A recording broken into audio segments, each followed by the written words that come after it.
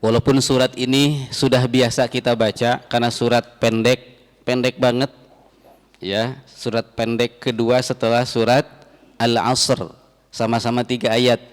Wal 'asr innal insana lafi khusrin illal ladzina amanu wa 'amilus sholihat, dan seterusnya. Ini pun Al-Kautsar juga sama 3 ayat.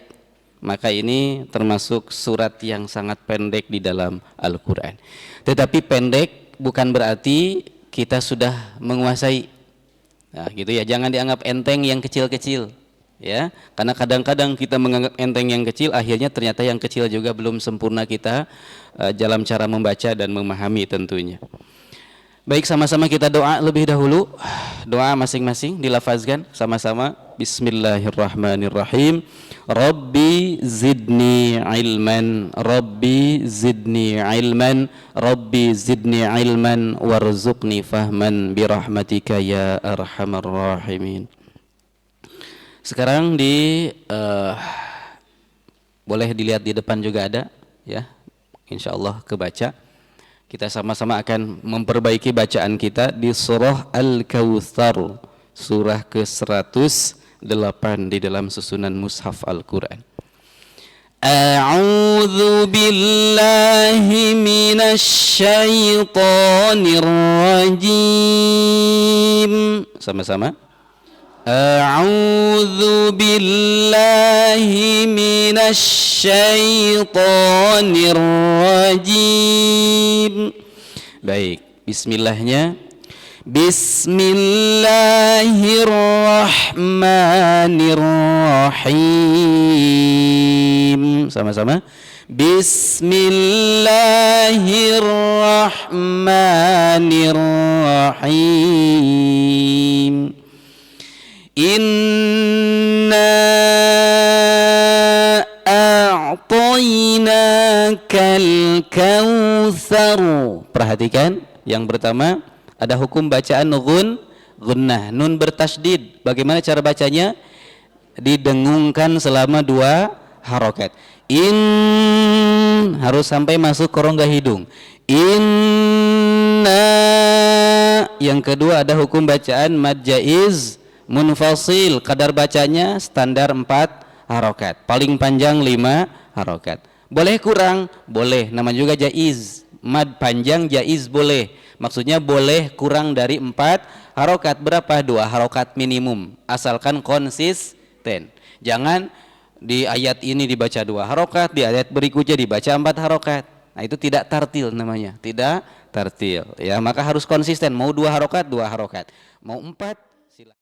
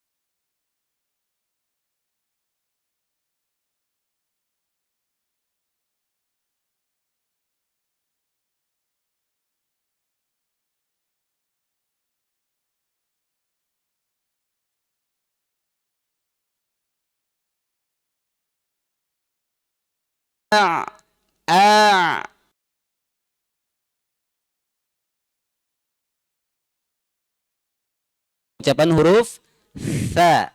Tha. Tha, ujung lidah bertemu dengan ujung gigi seri. Tha, digigit sedikit. Tha. Tha, bukan sar, bukan syar, tapi thar, ya. Dan ro-nya di sini kebetulan ro-nya harus dibaca tafkhim. Ro itu ada dua, ada ro tafkhim, ada ro tarkik. Ada dibaca tebal, ada dibaca tipis. Tidak semua tipis, bukan kausar. Bukan kausar, tapi itu tipis kalau kausar. Tapi kautsar, kautsar, dia tebal bunyinya. Ya, seperti lafaz Allah juga ada yang tafkhim, ada yang tarkik, ada yang tebal, ada yang tipis. Innallah itu tebal, tafkhim namanya. Lillahi itu tarkik namanya, tipis. Nah, kalau belum bisa maksimal nggak apa-apa, yang penting pengucapannya aja dulu benar. Nanti urusan sifat sambil berlatih, ya. Inna a'tainakal kautsar. Coba sama-sama. Inna a'tainakal kautsar. Oke. Fasalli li rabbika wanhar. Sama, ini juga ro-nya ro tafkhim, tebal, ya. Perhatikan yang kalimat pertama, fasalli, sod, ya, sod, so, bunyi tebal juga, termasuk huruf isti'la seperti huruf to, tebal. So, baso, bukan baso, tapi so, tebal. Pangkal lidahnya terangkat, lidah belakangnya terangkat. So, ya, ujungnya menjulur, ya. Fasalli.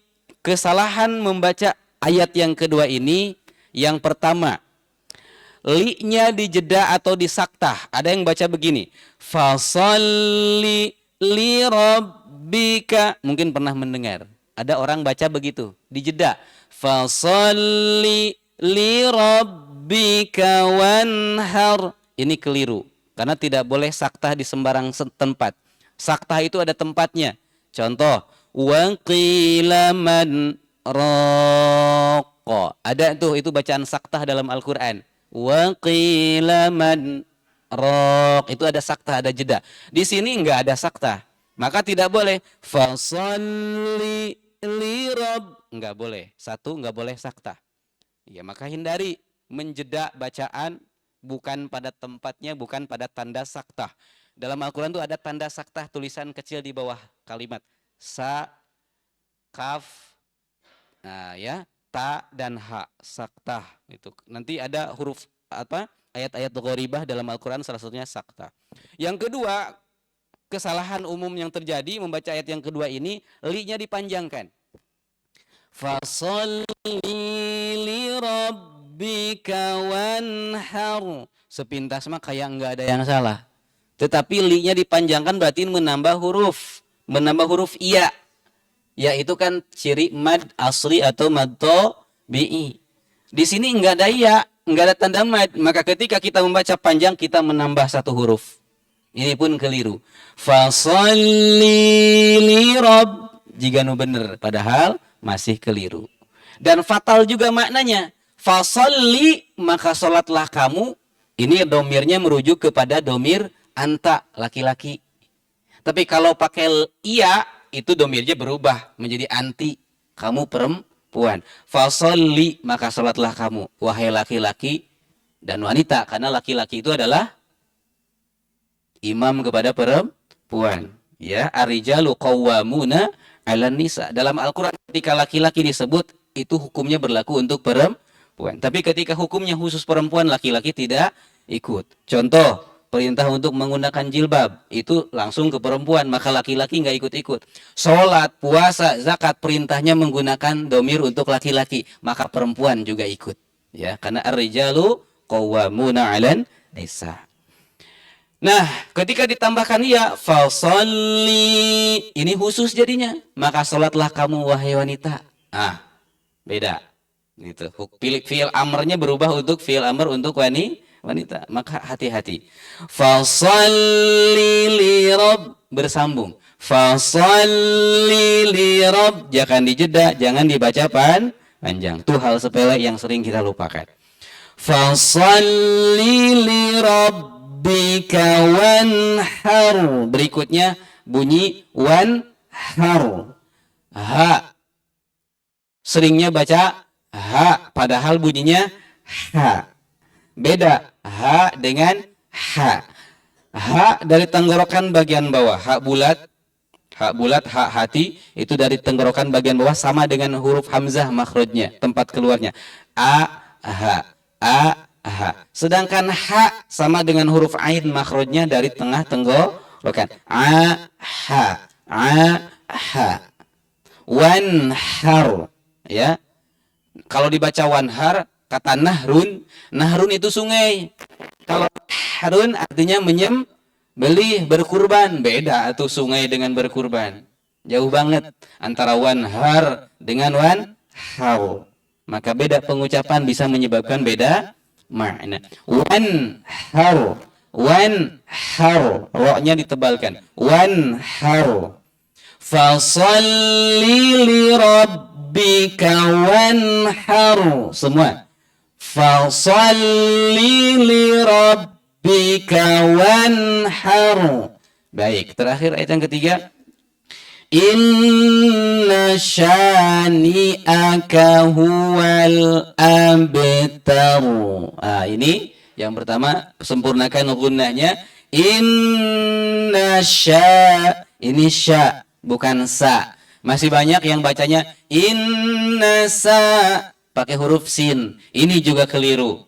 Merubah bunyi huruf, artinya hurufnya juga berubah. Bukan inna sa, tetapi inna sya, shin, syih. Kalau ada ayam masuk diusir tuh hush atau syih, itu shin atau sya.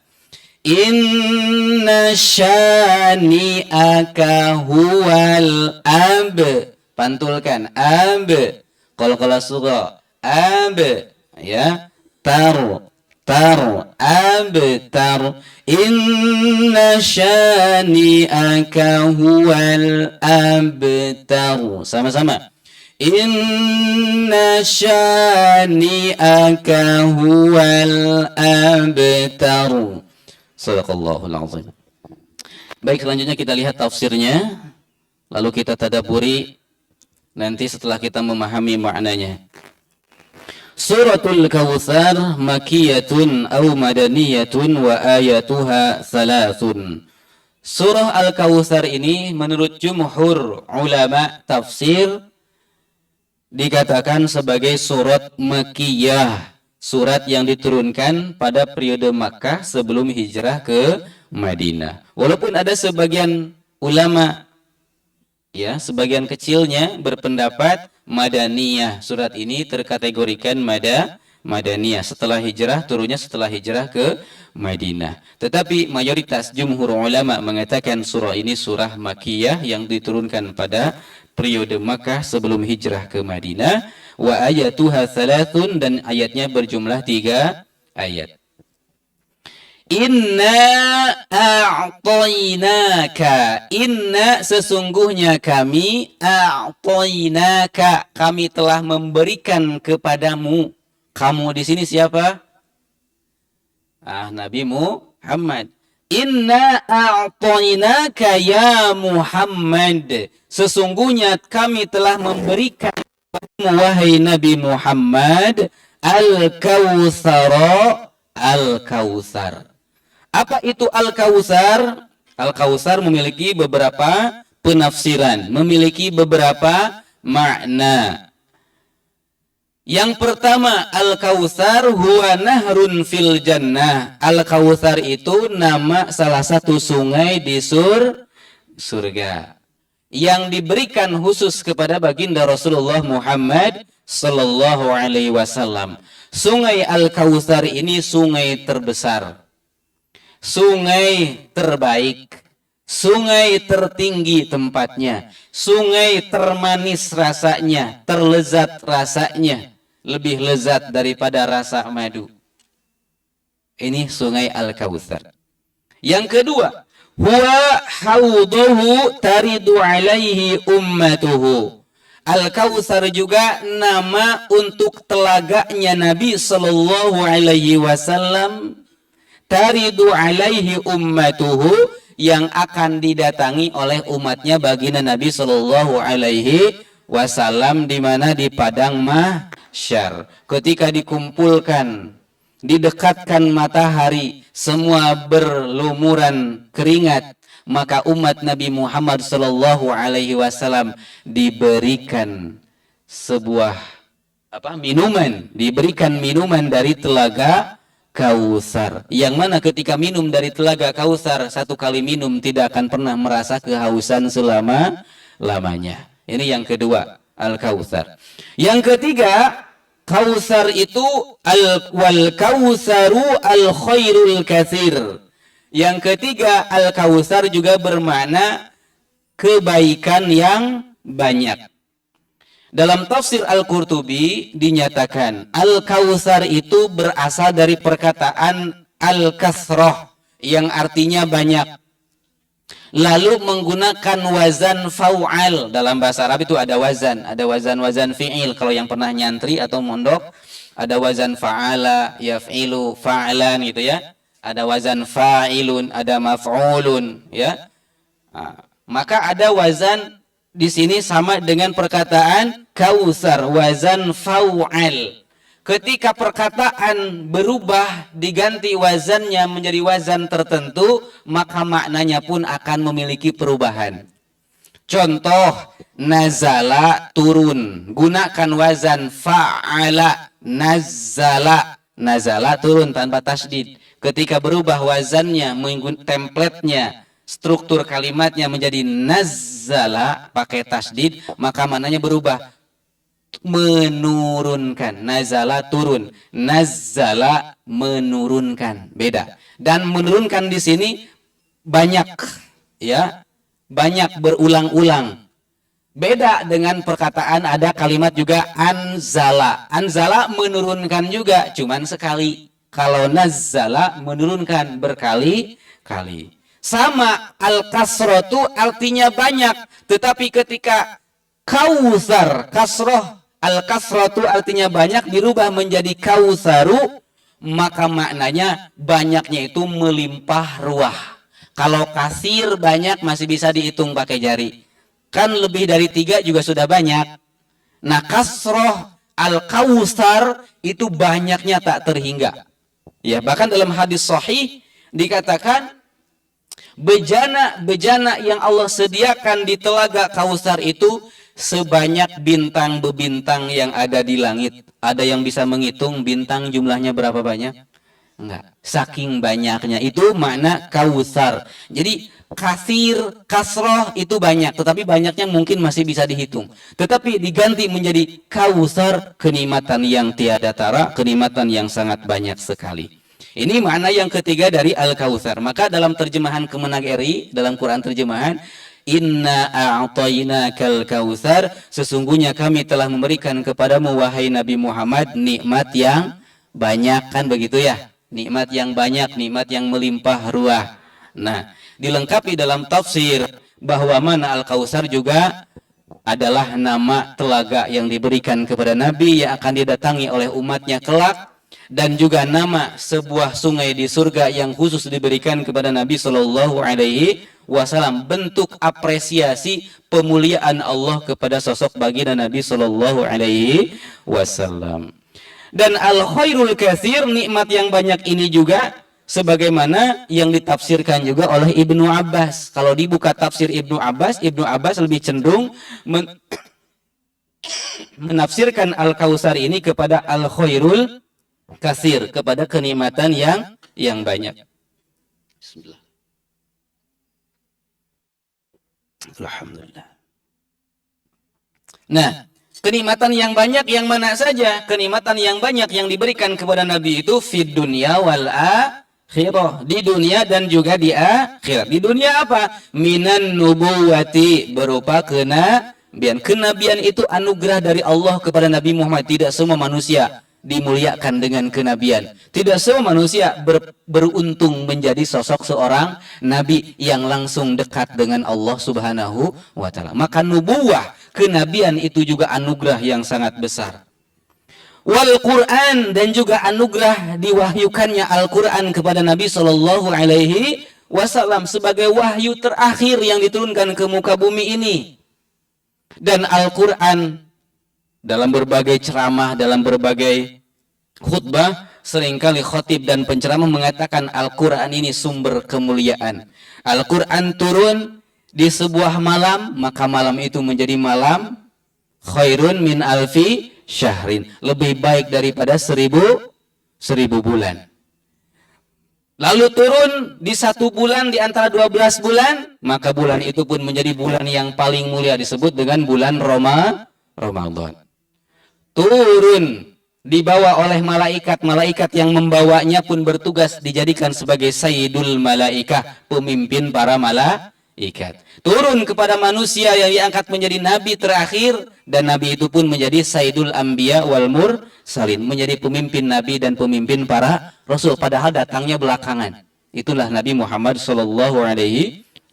Jika Al-Quran turun kepada hati manusia, dicintai oleh manusia, maka kata Nabi, khairukum man ta'allamal Quran wa 'allama. Sebaik-baik di antara kalian adalah orang yang belajar dan mengajarkan Al-Quran. Jadi ketika Quran turun kepada hati manusia, manusia itu juga menjadi manusia terbaik. Inilah istimewa Al-Quran. Maka Al-Quran turun kepada Nabi, itu pun bagian nikmat karunia yang sangat besar kepada baginda Nabi Sallallahu Alaihi Wasallam. Itu di dunia. Apalagi yang dikasih kepada Nabi di dunia? Nikmat kemenangan, diberikan futuh Mekah, itu juga nikmat kepada Nabi. Dimenangkan atas orang-orang kafir Quraisy yang tadinya Nabi itu minoritas, tertindas, dianiaya, tetapi dengan izin Allah, Allah berikan kemenangan, dari minoritas berubah menjadi mayoritas. Dahsyat. Ini nikmat yang luar biasa. Nikmat apalagi dalam surat Ad-Duha, Nabi itu asal fa'ammal yatima wajadaka dhalan fahada. Kemudian wajadaka ailan fa'aghna. Bahkan Nabi diberikan karunia yang banyak. Ketika masih kecil menjadi seorang yatim, maka Allah berikan naungan perlindungan melalui sosok kakek dan pamannya. Ketika Nabi berkekurangan harta, maka Nabi Allah jodohkan dengan sosok wanita solehah, saudagar kaya yang bernama Khadijah. Gitu. Luar biasa. Nabi itu banyak anugerahnya. Maka Al-Kautsar ini mencakup kenikmatan Nabi di dunia dan di akhirat. Apa yang nikmatan di akhirat? Ya tadi diberikan telaga Kautsar dan juga sungai Al-Kautsar. Diberikan surga paling tinggi derajatnya, dan diberikan apa? Wasyafa'atu, dan diberikan kewenangan untuk memberikan syafaat kepada umatnya. Seorang nabi pun selain Nabi Muhammad tidak ada yang mampu memberikan syafaat. Hanya Nabi Muhammad sallallahu alaihi wasallam yang diizinkan oleh Allah untuk memberikan syafaat. Gitu ya. Ini juga anugerah dari Allah. Wanah wiha, dan lain-lain sebagainya yang tidak bisa disebutkan dalam tafsir ini. Itulah makna Al-Kautsar, kenikmatan yang banyak yang mencakup kenikmatan di dunia dan di akhirat. Walaupun ayat ini secara khusus siapa objeknya? Nabiullah Muhammad sallallahu alaihi wasallam. Tetapi ketika kita membaca dalam sholat kita, inna a'tainakal kautsar, maka ibrahnya, pengajarannya juga berlaku untuk kita semua umat baginda Rasul. Seakan-akan Allah berkata kepada kita, inna a'tainakal kautsar, wahai makmun, sesungguhnya kami telah memberikan kepadamu nikmat yang banyak. Nikmat melihat, nikmat bernapas, nikmat hidup, nikmat berkeluarga, nikmat mempunyai anak, nikmat berjalan, banyak nikmat. Maka ketika kita membaca surat Al-Kautsar dalam sholat atau dalam apapun, maka harus ingat, sadar diri, begitu banyak nikmat yang Allah berikan kepada kita. Kalaupun ada ujian-ujian itu secuil saja, sedikit saja, lebih banyak nikmat yang Allah berikan daripada ujian kesengsaraan, ujian kesulitan dan kesusahan. Maka setelah kita sadar nikmat, dan Nabi pun sudah diingatkan dengan nikmat yang banyak yang diberikan Allah, maka Allah turunkan perintah pada ayat yang kedua, fasalli. Wahai Nabi Muhammad, ketika engkau sudah sadar dengan nikmat yang kami berikan kepadamu, nikmat yang melimpah ruah yang tak terhingga. Dalam ayatnya, dalam firman yang lain Allah katakan, wa in ta'uddu ni'matallahi la tuhsuha. Jikalau engkau menghitung-hitung nikmat Allah, la tuhsuha, tidak akan pernah bisa menghitung. Saking banyaknya nikmat Allah. Begitupun kepada kita.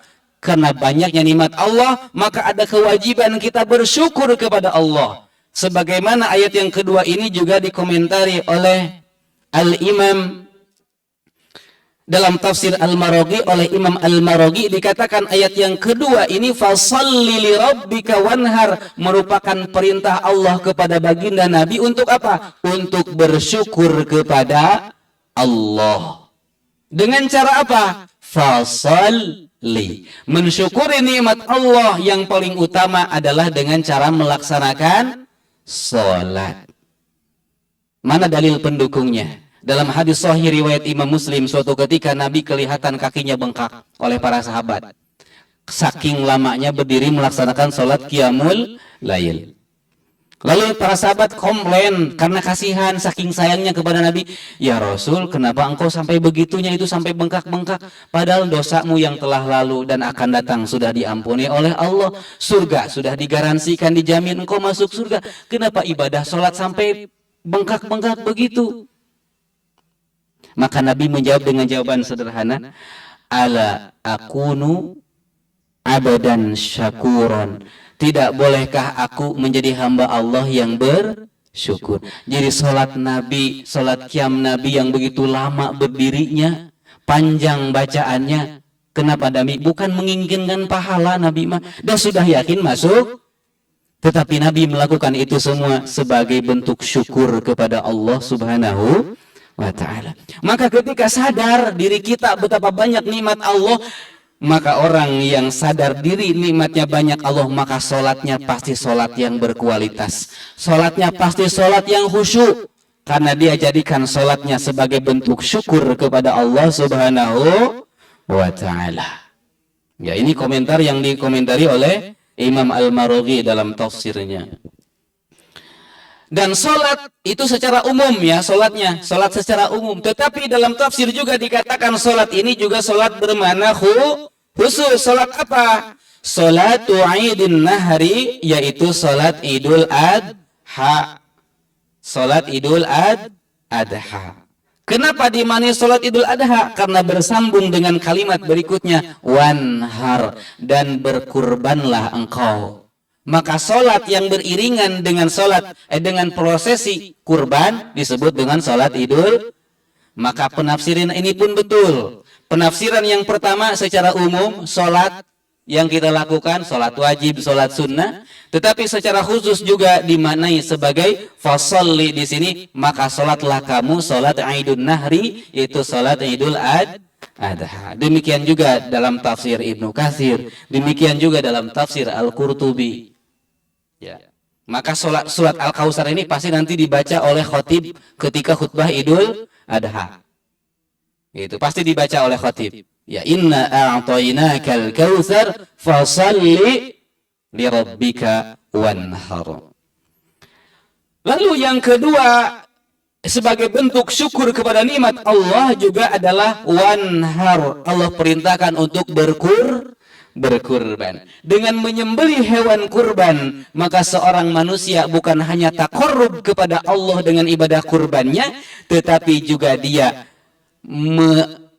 mewujudkan rasa syukurnya atas karunia rezeki yang diberikan dengan cara berbagi kepada sesama. Kan daging kurban tidak dimakan sendiri oleh muqarrib, oleh yang berkurban, tetapi dibagikan kepada sesama, kepada orang lain, baik dia mukmin maupun kafir. Kurban ini beda dengan zakat. Kalau zakat mah ada mustahiknya. Kalau kurban, mau dia mukmin, mau kaya, dapat bagian, maka tidak boleh. Wah, iya mah rumahnya mahal, 1 miliar, enggak usah dikasih lah.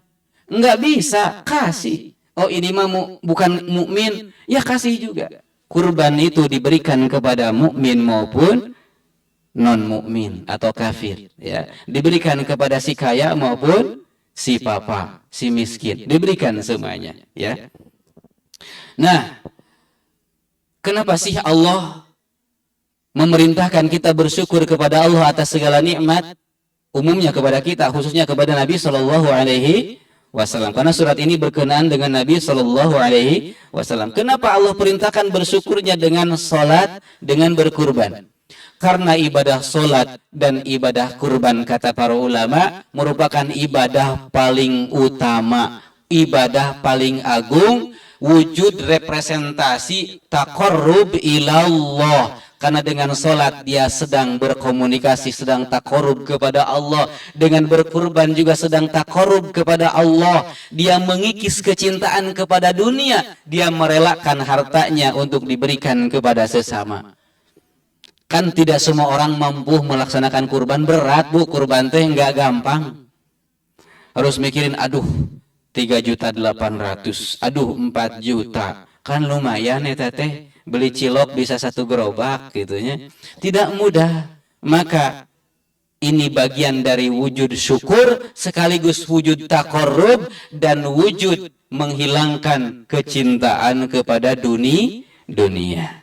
Ya. Maka sekali lagi ketika kita ingat dengan nikmat yang Allah berikan, atuh perbaiki sholat kita, perbagus sholat kita, lebih khusyuk sholatnya sebagai wujud syukur kepada Allah, sebagaimana yang telah dilakukan oleh baginda Rasulullah Sallallahu Alaihi Wasallam. Gitu ya. Lalu pada ayat yang berikutnya,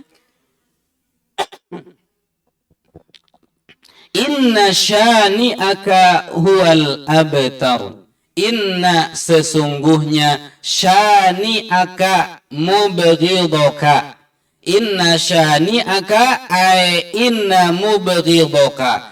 Mubghidaka. Sesungguhnya orang yang membenci engkau wahai Nabi Muhammad, huwal abtar, maka dia adalah orang yang terputus. Ay al-munqati'u an kulli khairin, dia terputus dari segala kebaikan dari Allah Subhanahu wa ta'ala. Awil munqati'ul aqab, atau dia yang terputus nasabnya. Nuzilat fil As bin Wa'il. Surat Al-Kautsar ini turun juga berkenaan dengan Al-As bin Wa'il. Samman Nabiya sallallahu alaihi wasallam abtar, yang memanggil Nabi, yang menyebut Nabi dengan sebutan abtar. Apa itu abtar? Abtar itu ungkapan bagi dalam bahasa Arab di kalangan orang Arab. Abtar itu sebutan panggilan bagi orang yang tidak memiliki keturunan anak laki-laki. Karena putra-putra Nabi Shallallahu Alaihi Wasallam, Qasim, Abdullah dan Ibrahim, semuanya diwafatkan oleh Allah ketika masih kecil. Yang hidup sampai dewasa itu semuanya putri. Jadi Rasul itu punya putra, cuman ketika masih kecil diwafatkan oleh Allah Subhanahu wa ta'ala. Dalam kalangan orang Arab, ketika seseorang memiliki putra dan putri, lalu putranya meninggal dunia, maka dipanggil si abtar, terputus. Kenapa? Karena tidak bisa meneruskan legacy, tidak bisa meneruskan dakwahnya. Kalau dakwah, kalau ustadz nggak punya anak laki-laki, nggak ada penerus. Punya pesantren nggak ada yang nerusin, karena perempuan rata-rata menikah dibawa oleh suami, kan begitu. Maka di kalangan orang Arab, bagi orang yang ditinggal wafat oleh anak laki-lakinya disebut abtar, bentuk cemoohan, bentuk hinaan. Ketika Nabi Shallallahu Alaihi Wasallam di sini dikatakan inda mauti ibnihil Qasim, ketika putranya yang bernama Qasim meninggal dunia. Ketika putranya yang bernama Al-Qasim, maka Nabi Muhammad sering disebut dengan Abul Qasim, bapaknya Qasim, gitu. Atau Abu Abdullah, karena ada putranya yang bernama Abdullah, ya. Atau Abu Ibrahim, karena putranya juga ada yang bernama Ibrahim. Ada yang baru tahu Nabi punya anak laki-laki? Atau sudah dari dulu? Sudah dari dulu ya, tapi barunya kebanyakan sekarang gitu. Nabi itu punya anak laki-laki ya, tetapi semuanya meninggal dunia.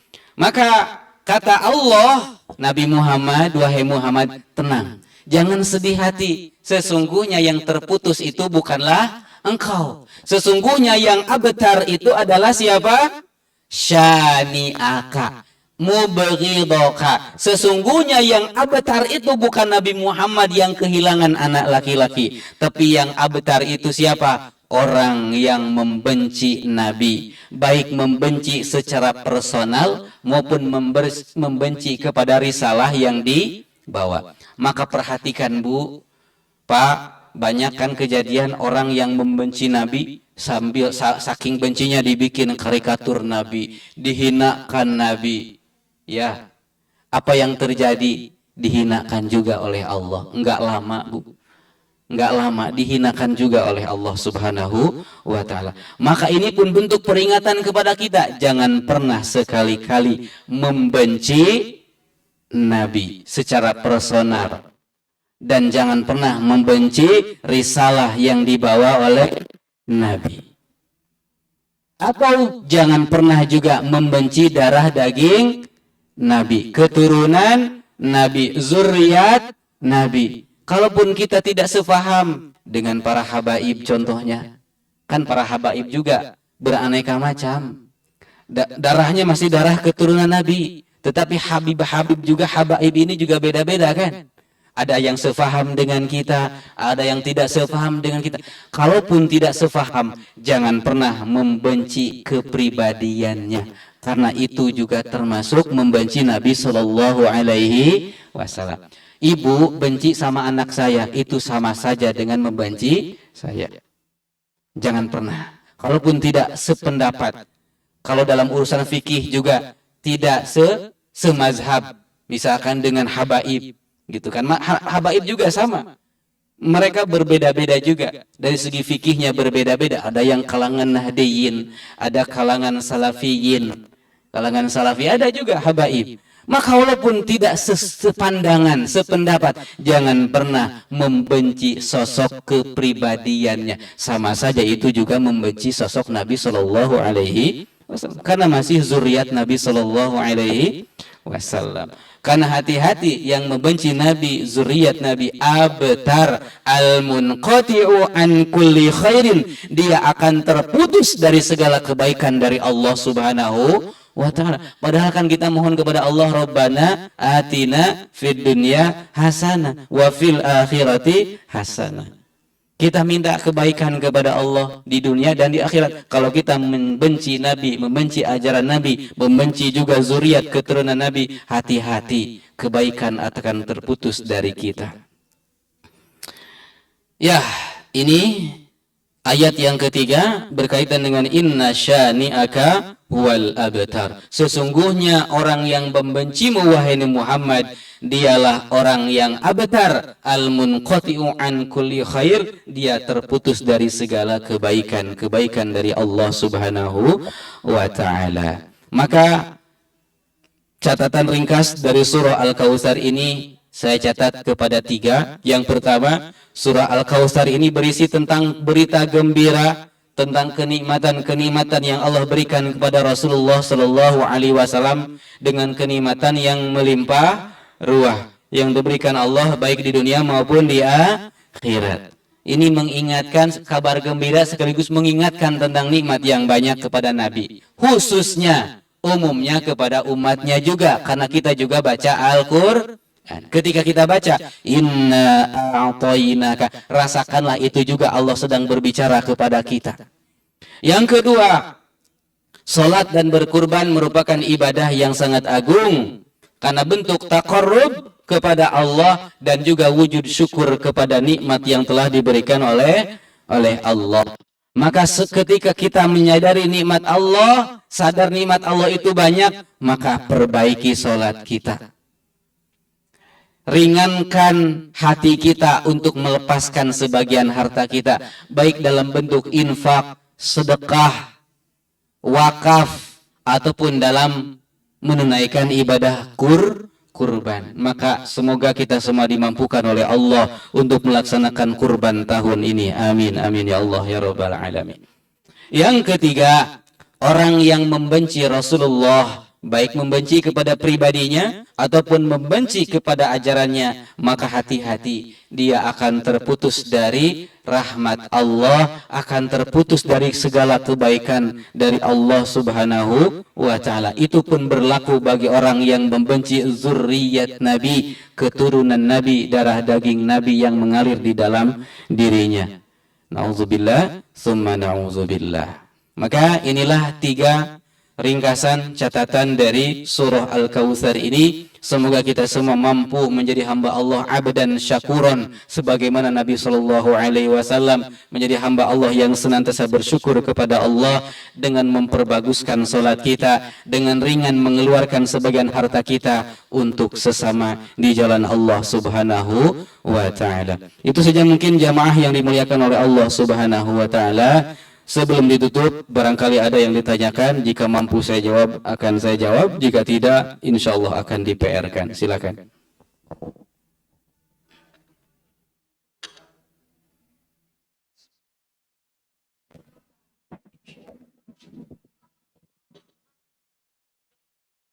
Assalamualaikum warahmatullahi wabarakatuh. Waalaikumsalam warahmatullahi wabarakatuh. Hatur nuhun ka Pak Ustadz nu parantos paparin pencerahan ya perihal surat Al-Kautsar ini, dan baru tahu juga lah, terutama tadi bahwa Nabi Muhammad itu punya anak laki-laki gitu ya. Nah, di luar dari surat Al-Kautsar, Kak, saya ingin menanyakan, kan semua Al-Quran itu adalah wahyu dari Allah yang disampaikan kepada Nabi Muhammad. Pertanyaannya adalah, apakah Nabi Muhammad itu kesampaian tidak bentuk-bentuk wahyu tersebut dikemas dalam buku gitu ya, atau menjadi Al-Quran gitu. Sudah dikemas baik atau hanya dalam catatan-catatan terpisah? Itu saja Pak Ustadz yang saya tanyakan. Terima kasih. Assalamualaikum warahmatullahi wabarakatuh. Waalaikumsalam warahmatullahi wabarakatuh. Baik, Al-Quran itu sebenarnya satu kesatuan, hanya diturunkan dalam 2 tahap. Ada sekaligus, maka dalam Al-Quran itu ada kata inna anzalna, ada menggunakan kata anzala. Ada juga inna nahnu nazzalna dzikra wa inna lahu lahafizun. Dalam Al-Quran, Allah menggunakan penurunan Al-Quran itu dengan 2 kalimat. Dengan kata anzala, artinya menurunkan, tapi menurunkan bermakna sekaligus, sekali. Tetapi juga menggunakan kata nazzala, yang artinya turun secara beransur-ansur. Turunnya berulang-ulang. Karena Al-Quran memang ada 2 kali penurunan. Satu, dari Lauhil Mahfuz kemana? Ke Baitul Izzah fis sama'i dunya. Diturunkan 1 bundel, 1 kitab. Sudah lengkap susunannya. Sudah lengkap susunannya. Sebagaimana yang ada di hadapan kita. Sudah lengkap, 30 juz, 114 surat. Hanya kemudian dari sama'i dunya, dari Baitul Izzah, Allah turunkan, Allah sampaikan kepada Nabi secara beransur-ansur. Ada hikmah yang banyak dalam di belakang atau yang melatar belakangi turunnya Al-Quran secara beransur-ansur. Yang pertama, supaya apa? Supaya Nabi tidak berat menyampaikannya. Disampaikan sesuai dengan kondisi yang terjadi. Disampaikan secara bertahap. Kan segala sesuatu juga kalau sekaligus berat. Yang ringan itu secara bertahap. Di zaman Nabi, ketika Nabi masih hidup, memang Al-Quran belum dibukukan karena dilarang oleh Nabi. Karena Nabi mengeluarkan 2. Ada yang keluar dari lisan Nabi itu berupa ayat Quran, ada yang keluar dari lisan Nabi berupa hadis. Sedangkan yang dicatat di zaman Nabi itu hadis. Hadis. Gitu. Yang dicatat di zaman Nabi itu hadis. Hadis itu sudah dicatat. Dalam pelepah-pelepah kurma, dalam kulit-kulit itu sudah dicatat. Hadis-hadis itu dicatat. Maka para ulama itu luar biasa. Imam Bukhari, Imam Muslim mengumpulkan hadis itu sampai harus bepergian, pergi ke Irak, pergi ke Palestina hanya untuk mengumpulkan itu catatan-catatan hadis yang tersebar di seantero dunia. Luar biasa, puluhan tahun ngumpulin hadis itu. Luar biasa. Karena emang yang dicatat di zaman Nabi hadis. Nabi melarang supaya tidak tercampur antara ayat Al-Qur'an dengan hadis. Dan Al-Qur'an bagaimana cara menjaganya? Dihafal. Dengan cara dihafalkan. Maka Allah katakan, inna nahnu nazzalna dzikra wa inna lahu lahafizun. Hafiz, hafal. Inna, sesungguhnya kami, nazzalna dzikra, kami yang telah menurunkan al-dzikra, Al-Quran. Wa inna nahnu lahafizun, dan sungguhnya kamilah, kata Allah, yang memelihara, menjaganya, melewati dada-dada, memori-memori, ingatan-ingatan para penghafal Al-Quran.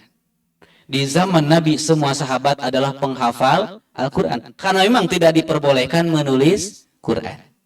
Gitu. Lalu kapan Al-Quran ini dibukukan? Dibukukan ketika zaman Khalifah Utsman bin Affan. Sudah mulai dibukukan. Ya, walaupun masih dalam bentuk lembaran-lembaran. Lalu bukukan secara utuh itu pada zaman Umar itu sudah lengkap, ya. Bahkan yang lain-lain itu dikumpulkan semuanya menjadi satu mushaf dan disebarkan ke seluruh antero dunia. Itu disebarkan supaya semuanya memakai Al-Qur'an yang sudah digabungkan. Maka penyusunan Al-Quran dari mulai surat Al-Fatihah sampai surat An-Nas itu disusun berdasarkan tauqifi. Disebutnya tauqifi. Sudah ketetapan. Walaupun di zaman Rasul belum dibukukan, tapi itu juga sudah disampaikan kepada para sahabat. Tauqifi. Sudah ketetapan. Ketetapan dari Allah, ketetapan dari Rasulullah Sallallahu Alaihi Wasallam. Turun yang pertama memang surat Al-Alaq, tetapi susunan yang pertama surat Al-Fatihah. Gitu. Dan susunan Al-Quran ini luar biasa menakjubkan. Ada I'jazul Quran, ada tuh kitab I'jazul Quran. I'jazul Quran itu kitab yang membahas kemujizatan, kedahsyatan Al-Quran, baik dari segi penyusunan, susunan ayatnya, susunan hurufnya, bahkan susunan surat-suratnya memiliki i'jaz, memiliki kemujizatan yang dahsyat. Antara satu surat sebelum dengan satu surat sesudah selalu memiliki keterkaitan. Jadi bukan inisiatif dari para sahabat, tetapi merupakan tauqifi, sudah ketetapan dari Rasulullah. Karena Rasulullah SAW menerima wahyu dari malaikat Jibril, itu sudah diajarkan semuanya, bukan hanya sekedar bacaannya, tetapi maknanya, bahkan segala sesuatunya sudah diajarkan. Ya, walaupun tidak disusun di zaman Nabi, tetapi para sahabat menyusun juga berdasarkan bimbingan Nabi ketika Nabi itu juga mengajarkan Al-Quran kepada para sahabat. Demikian jawabannya. Mudah-mudahan tidak puas untuk mencari jawaban dari yang lainnya. Terima kasih. Ada yang lain? Ada lagi? Masih tersisa 5 menitan. Ibu-ibu, ada yang mau bertanya? Tidak ada? Tidak ada. Bapak-bapak? Sudah cukup, insya Allah sudah cukup untuk sarapan. Baik, alhamdulillah. Mudah-mudahan sekali lagi Allah Subhanahu wa taala memberikan hidayah, menuju kita jalan yang lurus sampai Allah memanggil kita. Dan kita dipanggil ketika satu maut, ya ayyatuhan nafsul mutmainnah irji'i ila rabbiki radiyatan mardiyah fadkhuli fi ibadi wadkhuli jannati. Itu yang kita harapkan. Mudah-mudahan ngaji kita berbuah pahala, selain berbuah kefahaman juga berbuah amal soleh yang mampu kita amalkan dalam kehidupan sehari-hari. Dan semoga langkah kaki bapak-bapak, ibu-ibu kita semuanya dari rumahnya menuju majlis ini juga menjadi penggugur dosa, pengangkat derajat di sisi Allah, dan menjadi mempermudah masuk ke dalam surga Allah Subhanahu wa taala sebagaimana dalam sabda-sabda baginda Rasulullah sallallahu alaihi wasallam. Tutup dengan hamdalah. Alhamdulillah Rabbil Alamin. Doa kifaratul majlis. Subhanaka Allahumma bihamdika asyhadu an la ilaha illa anta astaghfiruka wa atubu ilaik. Aqulu qouli hadza wa astaghfirullah li wa lakum. Wassalamu alaikum warahmatullahi wabarakatuh. Terima kasih pada Ustadz Cep Ma'mun. Dipersilakan kepada bapak-bapak untuk bisa menikmati hidangan yang sudah disiapkan terlebih dahulu. Mangga bapak-bapak terlebih dahulu